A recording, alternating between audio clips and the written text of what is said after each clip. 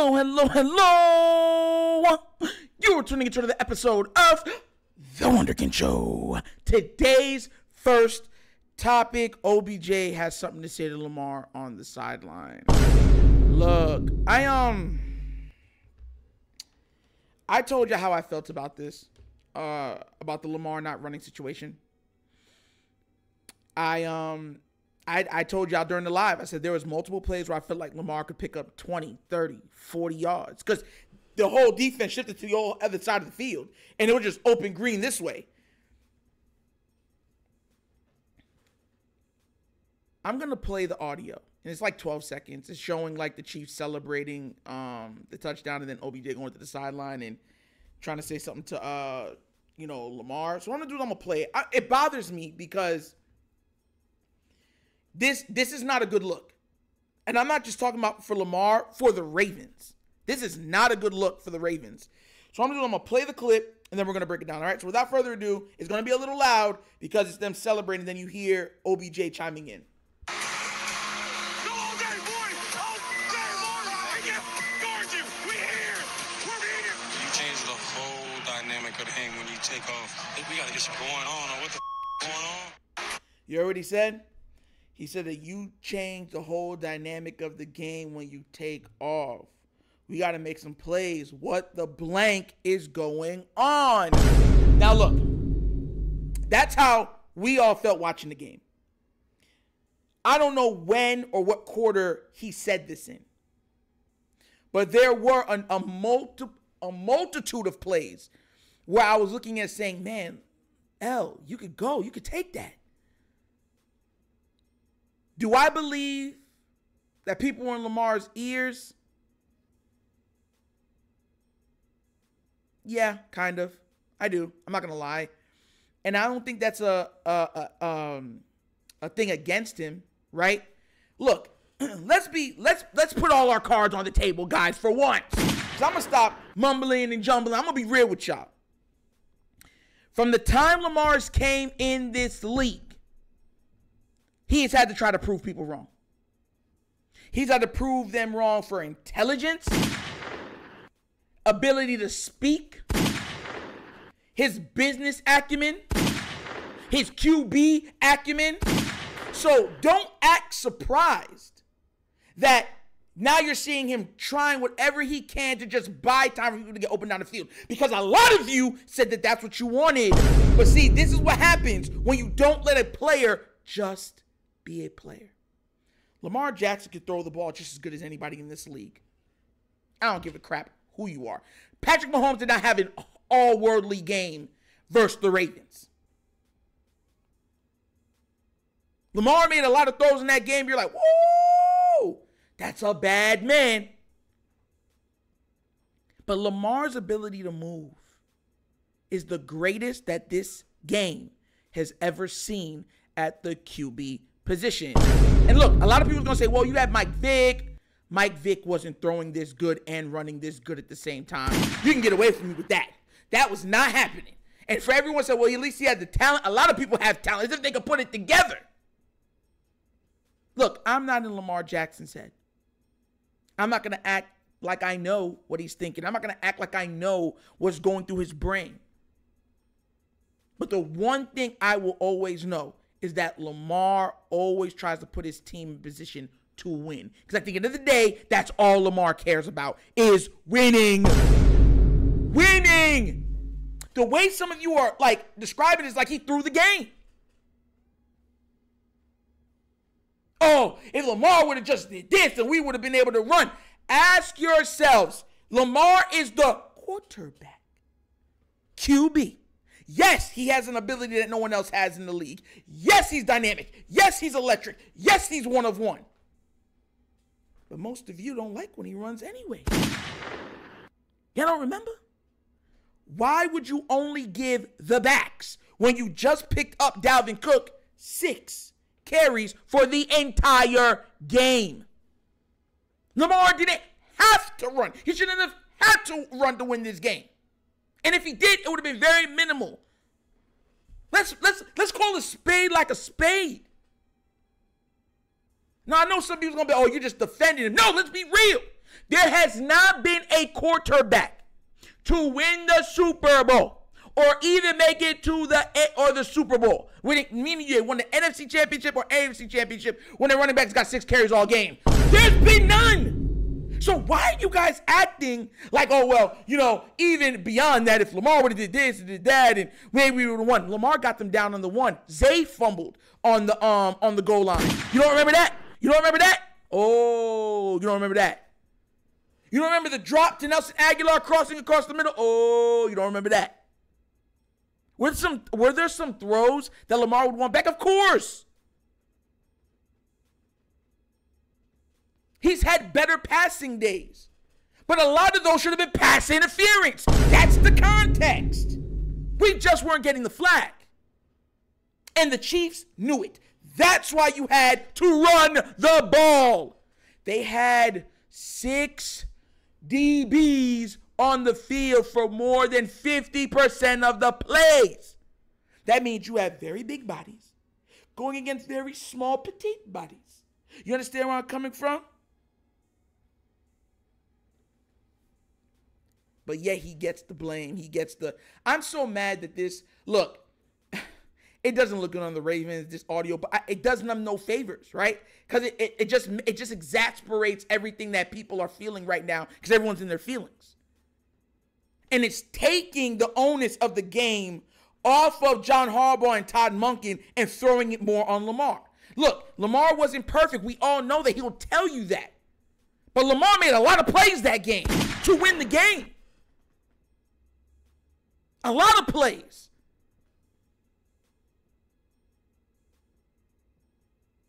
Imagine some of these Raven fans that agree that, well, he can't throw that well and we want him more in the pocket. Now that he's in the pocket, y'all like, oh no, run.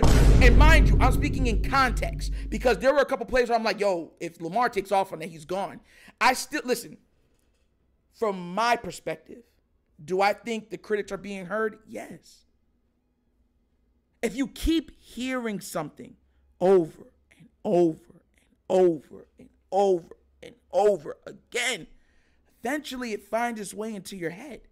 That's how the radio works. Hey, yo. Oh. Ask me right now, how many, y'all, listen, for the kids that did not grow up in the digital age, make sure that the radio days, y'all remember the tape players and all that stuff, the cassettes? The people in my age bracket, y'all remember when y'all might not even like a song, but the radio kept playing it over and over and over again. Even when you didn't listen to it, other people are listening to it around you. And then eventually you're like, it ain't too bad. It is what it is. Right? Then you're like, all right, I can move a little to it. Then you're like, hey, yo, pop that move with it. Pop that move with it. Now everybody's in on it. So you're like, whoa, yo, play that back. Play that back. Want me to tell you what song that was for me? I'm in love with a stripper. Y'all remember that song from T-Pain? I hated it. I hated it when I was a kid. I was like, this is trash.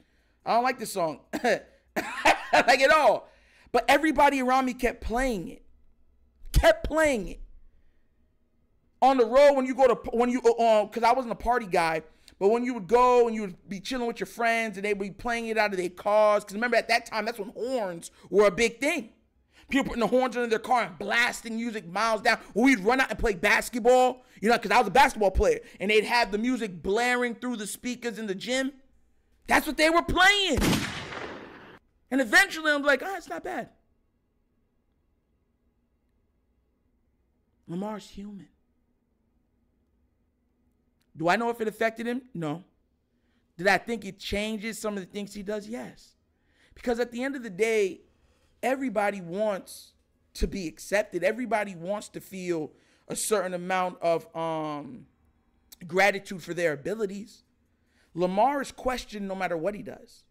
If Lamar passes for 300 yards, right, that's, he just had a good game and the defense wasn't playing him properly.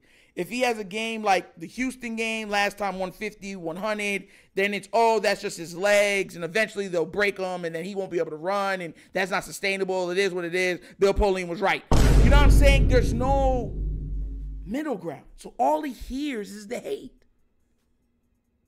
Look, if I was talking to Lamar and he heard my words, I would just say, be you. Who could be you better than you? And I think Lamar is trying his best to find that balance, right? Because it is a heck of a balance to balance. Imagine you having an ability that no one else in the league has, right? Lamar can legit average 120, 130 yards rushing a game. I'll even go a step further. I believe, without a shadow of a doubt, that Lamar Jackson could rush for 2,000 yards in this NFL. 2,000. If he truly wanted to. Like, he's like, yo, I'm going for 2,000 yards. I truly believe Lamar Jackson could go for 2,000 yards in this NFL. I would see him going for 2,000 yards rushing and 3,000 yards passing. 5,000 total yards.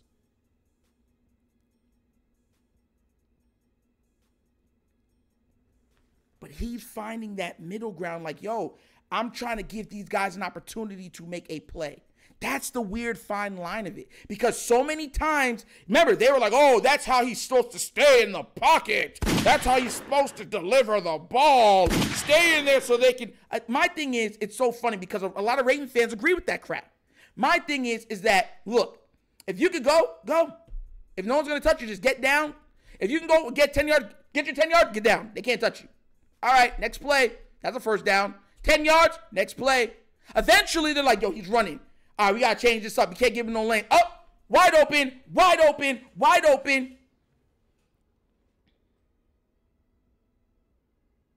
They didn't give him no help. Where were the screens? Where was the run game outside of him? No one can answer that question.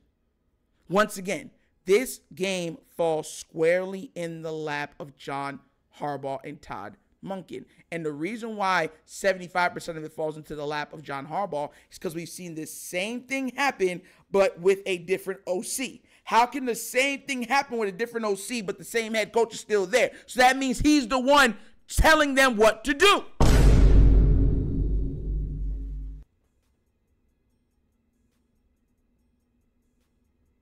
Gus Edwards got into the game and busted a big one almost immediately. Then did another good run. They couldn't stop it. And they're like, they saw that and say, yo, Gus, get on the bench. That's how you know it's not Lamar. Because Lamar wasn't the one keeping Justice Hill in the game all game. He can't tell who comes on the field or the packages being called or the players being pulled on and off. Where was Dalvin Cook? Where was the tight end screens to Likely to get him involved in the game? I don't know. That's the problem. Everyone just wants to blame 8. You could be, look, did he play great? No. Had an interception in the end zone. He thought it was going to get a flag on it. He didn't. Even the strip fumble. This man, Ronnie Stanley, didn't even, Ronnie Stanley watched the man go behind him and just stopped and just looked at Lamar get pummeled and then watched the ball fall and didn't even try to jump for the ball to get the phone. He just watched everything like. But it's Lamar's fault because he should always make people miss.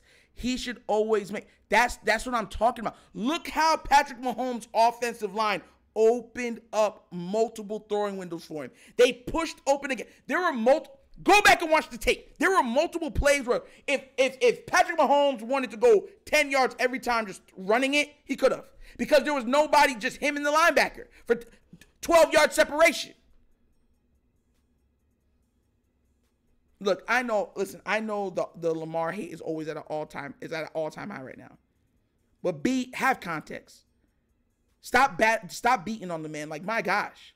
Like, man, it's just ridiculous. Then you got that one racist lady, Bolognese. The entire time, Lamar was blowing out all these teeth. And when the Ravens lose, she's sipping tea. Not quarterbacky enough. Because that's what they want. Nothing sells more in the NFL. Taylor Swift, Patrick Mahomes, Aaron Rodgers. I wouldn't even care if it was a scandal with Roger Goodell. Nothing sells more and more consistently in the entire NFL than Lamar Jackson criticism and hate. And that's a fact. But what do you guys think? How do you feel after watching that clip? I know a lot of you have watched it. How do you feel after hearing about it? Where's your thought process on Lamar Jackson and his wanting to stay in the pocket to give guys an opportunity to make a play down the field, using his agility and ability to make plays for other people, not just for himself? Let me know what you think down in the comment section, please, all right? But as always, that's the episode of the Wunderkind Show. Thank you for watching. Y'all know how we get down. We have fun and we laugh. But everything we talk about rooted in what? Facts and truth. Please do remember, like, subscribe, hit that notification bell, leave a comment. You don't love the comments. And if you have not done so already, check out the Wunderkind Show's Patreon. Yes, 3 tiers of content goodness waiting for your consumption. Give it a look, give it a try. Let me know what you think. And if you would like to donate to this channel, help out with equipment, help out with the channel building, bottom of the screen, QR codes to a Cash App. Cash is located in the description of every video that we do. And the name of it is The Wunderkind Show. Super easy. So once again, this is The Wunderkind Show. This is your host, Nitro, signing off. And as always, you know my slogan.